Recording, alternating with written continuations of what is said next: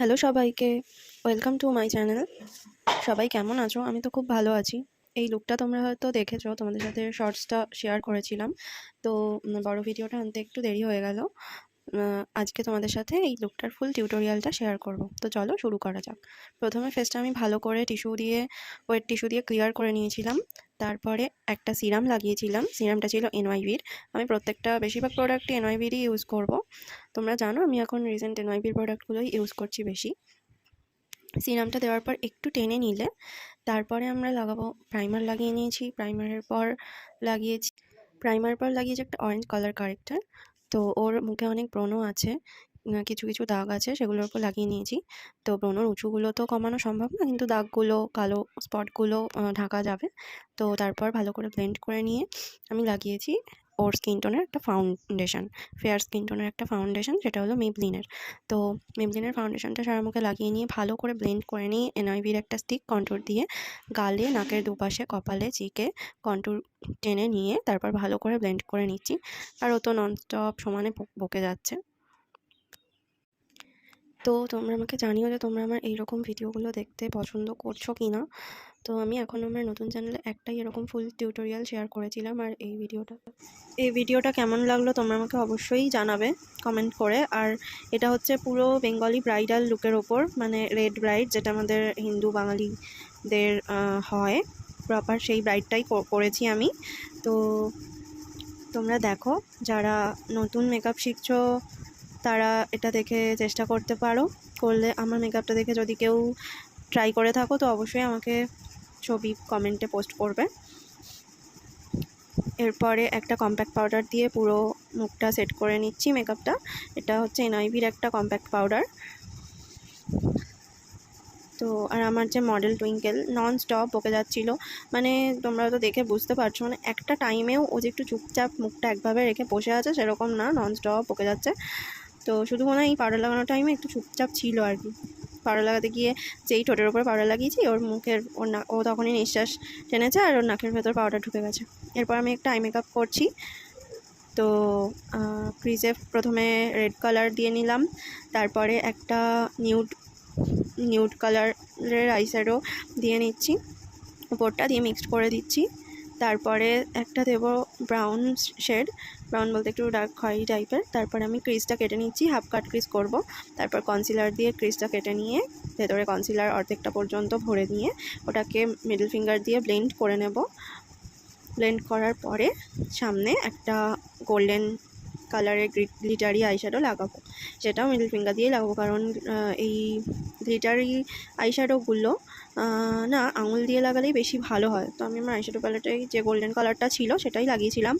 সেটা আমার মনে হচ্ছিলো যে অতটা ফুটছে না, সেই জন্য আমি সামনে একটা গোল্ডেন কালারের আইলাইনার দিয়ে পুরোটা, গোল্ডেনের যে পোর্শনটা ছিল পুরোটাই আইলাইনারটা দিয়ে টেনে দিয়েছিলাম। তারপরে দারুণ লাগছিলো, খুবই একটা মানে গ্ল্যামার লাগছিলো ভীষণ। যারা বিয়ের দিন খুব গর্জিয়াস সাজতে চাও, মানে চোখটা খুব আর কি অ্যাট্রাকটিভ লাগবে, তারা এই লুকটা কিন্তু আই মেকআপটা কিন্তু করতে পারো।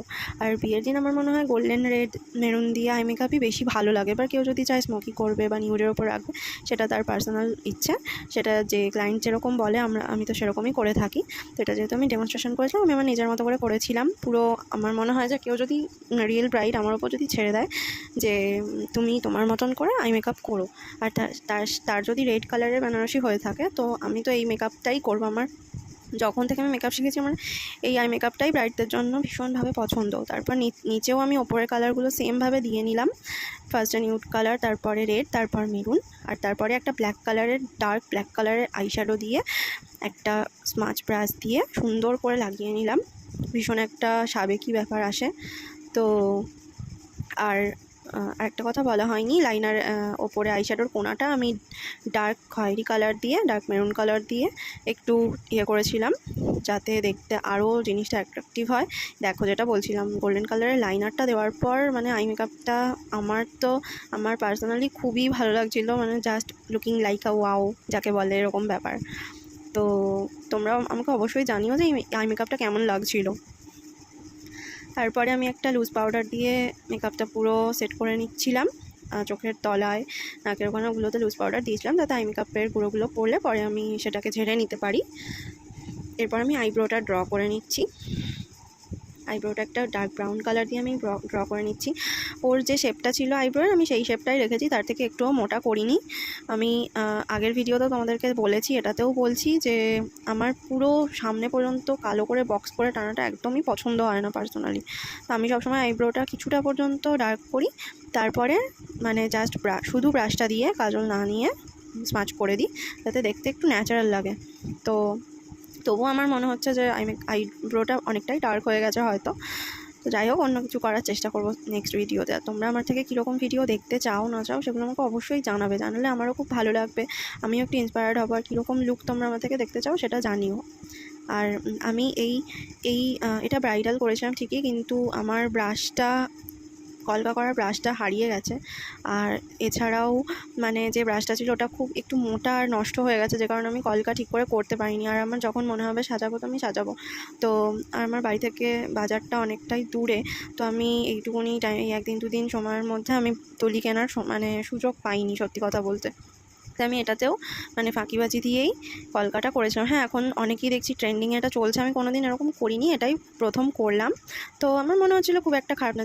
যারা বিয়েতে খুব সিম্পল মানে ইয়েটা রাখতে চায়, মানে কি কলকা ডিজাইনটা খুব সিম্পলের ওপর রাখতে চায়, তাদের জন্য এই কলকাটা বেস্ট আমি বলবো। যে কারণ বাঙালি বিয়েতে কপালে কলকা না করলেও ভালো লাগে না, আবার অনেকে চায় যে একদম খুবই সিম্পলের মধ্যে হবে, জাস্ট ফোটা ফোটা হবে। তো সেরকম যদি করতে চাও তো এটা করতে পারে। আর এটা খুব চটজলদিও হয়ে যাবে, খুব তাড়াতাড়ি হয়ে যাবে এটা। তারপর আমি লাইনার পরিয়ে নিচ্ছি, লাইনারটাও এনআইভির। তো আমি অনেকটা পর্যন্ত টেনে নিচ্ছি, চোখটা একটু টানা টানা করবো যাতে একটু খুব সুন্দর, মানে সুন্দর লাগে, যাতে সাবেকি সাবেকি ব্যাপার আসে। দেখো মানে এখনও কমপ্লিট হয়নি, তাই তো খুব সুন্দর লাগছিল।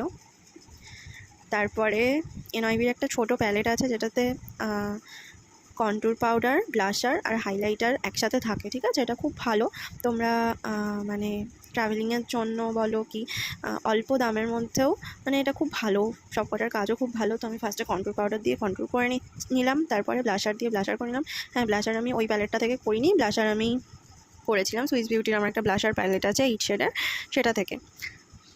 তো তারপরে আমি ফিক্সার দিয়ে নিলাম, এনআইভির ফিক্সারটা দামটা খুবই অল্প, কিন্তু এত ভালো। তোমরা যারা, আমি আগের ভিডিওতেও হয়তো বলেছিলাম, এটা আবারও বলছি, তোমরা যারা ব্যবহার করিনি অবশ্যই একবার করে ব্যবহার করো, এটা তোমাদের ভ্যানিটিতে থাকা খুব দরকার। এরপর আমি ল্যাকমির একটা কাজল দিয়ে কাজলটা পরিয়ে নিচ্ছি। এনআইভির কাজলও ভীষণ ভালো, ভীষণ ডার্ক হয়, একবার টানলেই প্রচণ্ড মোটা হয়ে যায়। আমি এত পরিমাণে ব্যবহার করেছি, এত পরিমাণে সাজিয়েছি যে এনআইভির কাজল আমার ফুরিয়ে গেছে, তাই আমি ল্যাকমির কাজল দিয়েই টানছি। তো তারপর আমি আইলিডে আর আইশ্যাডোর নিচে যে স্মাচ করেছিলাম ব্ল্যাক দিয়ে, সেখানেও আমি হালকা করে ব্ল্যাকটা দিয়ে নিয়েছি যাতে আরেকটু ডার্ক লাগে দেখতে। তারপর লাইনারের কোনাটা, চোখের কোনাটা লাইনার দিয়ে টেনে নিচ্ছি, যেটা অসম্পূর্ণ ছিল। তারপর আমি ওয়েট অ্যান্ড ওয়াইল্ডের একটা হাইলাইটার দিয়ে হাইলাইটার পোর্শনগুলো হাইলাইট করে নিচ্ছি। তোমরা দেখতেই পাচ্ছ হয়তো সাইডে ওটা, যে আমার হাইলাইটারটা একদম অলমোস্ট ফুরিয়ে গেছে, কিন্তু তবুও আমি এটা ছাড়তে পারছি না। আমার এনআইভির ওই প্যালেটটায় হাইলাইটার থাকা সত্ত্বেও আমি এই হাইলাইটারটাই ব্যবহার করি। হ্যাঁ, ওটা তো আমার ভালো লাগে, কিন্তু এই হাইলাইটারটার প্রতি আমার একটা আলাদাই মানে টান রয়েছে। আমি কোনা থেকে মানে ব্রাশ দিয়ে তো নেওয়া যাচ্ছে না হাইলাইটার, তাই মানে আঙুলের কোনা দিয়ে দিয়ে মানে চেপে চেপে ঘষে ঘষে হাইলাইটার বার করে করে দিচ্ছি। তারপরে আইব্রোর নিচে, এটা তোমরা যখন আই মেকআপ করবে সেই সময়েও করে নিতে পারো। তো আমার কিছু কিছু টেকনিক একটু আলাদা, কিছু কিছু টেকনিক আমি, তোমরা ভুলই বলো বা যাই বলো, এটা আমার একটু আলাদা রকমভাবে এখন করা হয় আগের থেকে। যাই হোক, তো দেখো হাইলাইটারটা দেওয়ার পর মুখে একটা আলাদাই গ্লো আর কি কাজ করছে।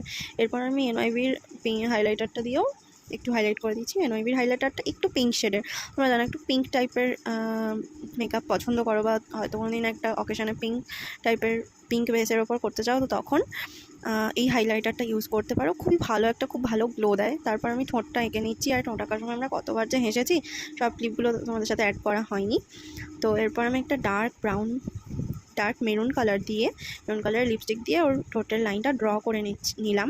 তারপর নিচটা ওটা দিয়ে হচ্ছিল না বলে একটা ব্রাশ দিয়ে ডার্ক মেরুন কালারের আইশ্যাডো দিয়ে আমি লাইনটা ড্র করে নিয়েছি। তারপর ভেতরে দিচ্ছি একটা রেড কালার, ঠিক আছে?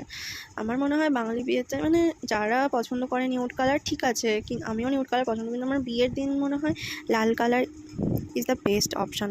এর বাইরে আর কোনো আলাদা অপশান হতেই পারে না। তুমি দেখো লিপস্টিকটা দেওয়ার পর জাস্ট মানে মুখের চেহারাটাই পাল্টে গেছে। ফর্সা বলো, কালো বলো, মাঝারি স্কিন টোন বলো, যাই বলো না কেন, রেড লিপস্টিক সবার ঠোঁটেই মানায়। হ্যাঁ, এবার রেডটা কীরকম রেড হচ্ছে সেটা যে সাজাবে বা যে সাজবে তাদেরকে একটুখানি বুঝে নিতে হবে যে তার স্কিন টোনে কোন রেড কালারটা যাচ্ছে। তো যাই হোক, লিপস্টিক পরাতে পরাতে আমরা প্রচুর হাসাহাসি করছিলাম।